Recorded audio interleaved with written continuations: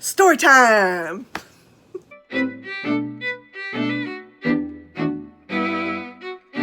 It is a story about the trouble we had getting into Europe. All right, so picture it. Picture it.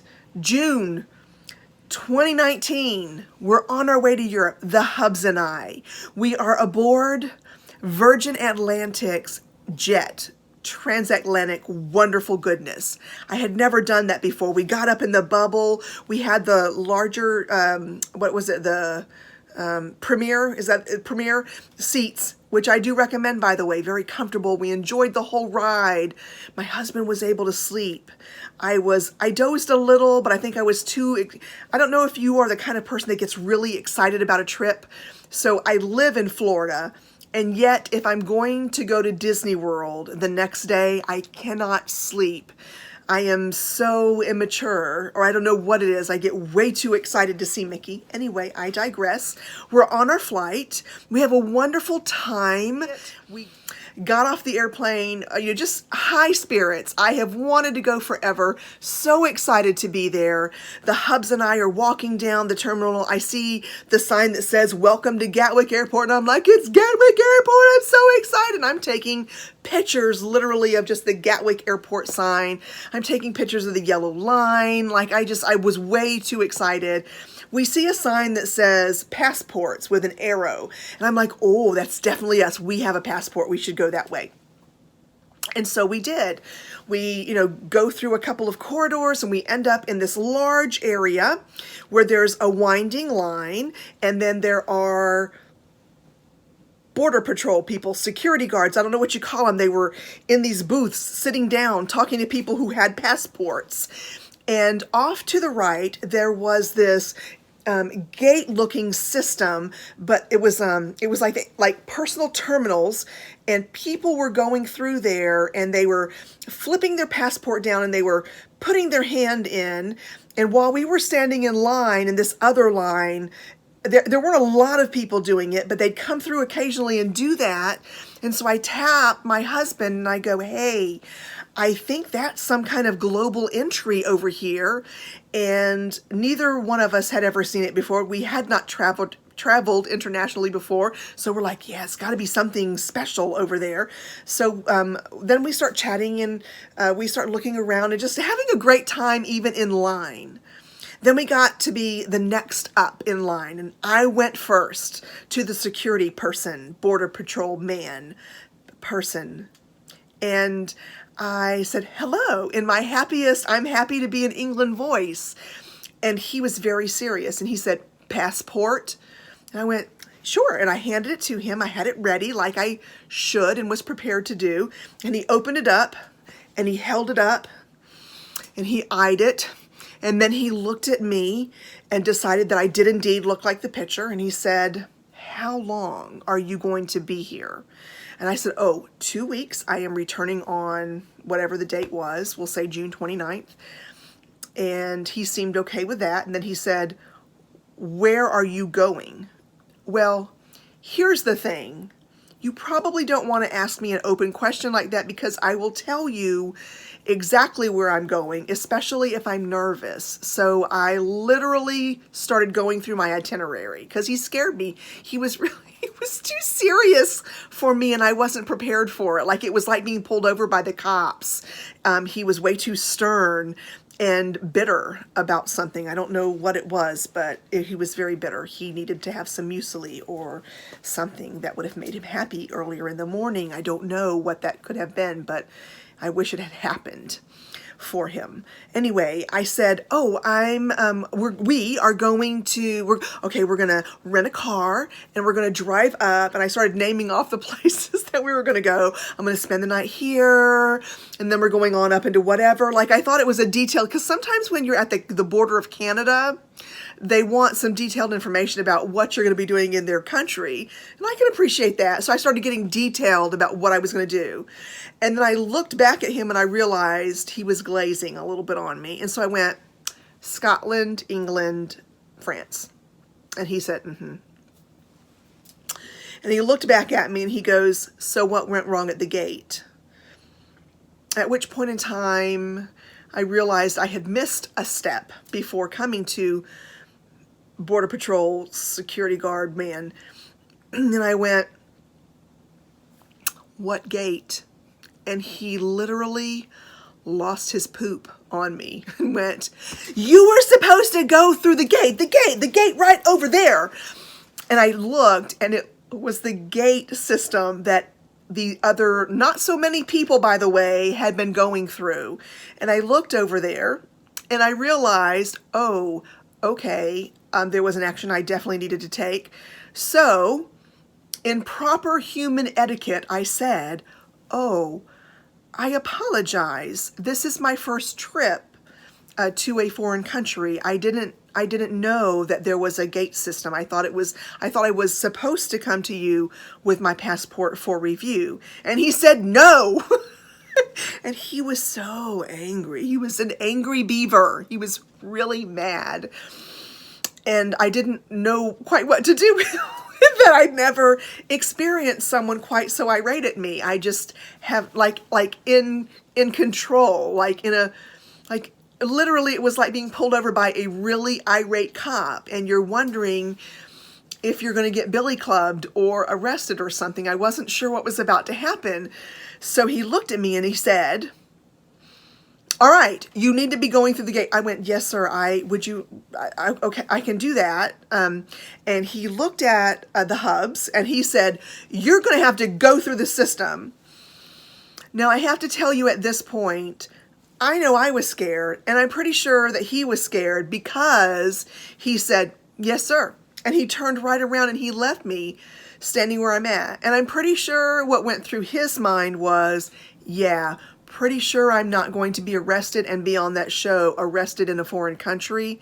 So he went right for the gate system and gone, no hanging out yeah, I'm going to do what you're going to do with my wife. It was yeah, absolutely. She's a big girl and can fend for herself. So I see him leaving, and I look back at the security guard border person, and he said, well, are you going to go this way? Meaning to freedom, basically, in the country, or are you going to follow your husband? And I'm thinking that one through, thinking, okay, this could be a trick question because he's so angry and I'm not sure what to do here. So I'm looking at freedom, and I'm thinking about bolting and leaving him over there. And I'm thinking, okay, I could definitely do that. There's a part of me that's I could probably live the rest of my life without, as a single person. I've done that before. Okay, I could do that. Or I do genuinely care about this one, and it took a long time to find him, so maybe I should go over there. And while I was thinking and mulling it over, he made the decision for me and said, look, I'm pretty much happy with you right now, so get on the other side and wait for him. And I went, okay, thank you so much, and have a great day. And he said, enjoy your visit in England. So I don't know if that's the norm to shake people up when you first get into England. I don't know if anyone else has had that experience. I can tell you, normally I laugh things off. He did scare me. He was a little scary. And I experienced that more than once over there. I'm not sure, but I always thought that the English people were proper, and that they didn't really lose it that often, except Basil Fawlty with the car when he gave it the darn good thrashing. I don't know. That's who he was. He was Basil Fawlty, and he was yelling at me. And then it happened also once in Harrods. I was checking out. I had gone to Harrods, and I can't afford really anything that's in there except the gift shop. So I had purchased some things at the gift shop for people. And I was actually with people who were British. And I said, I'm just going to go pay for this real quickly. And I went to go get in line. And there was an opening. There was you know how it will direct you in a queue. And then there was an opening right in the middle of the counter. And so I thought, okay, in the middle, that makes sense. And then you would wait to be number 7, now serving number 7, at TJ Maxx. I just compared Harrods to TJ Maxx. That's awesome. So I stand there, and this gentleman goes, can I help you?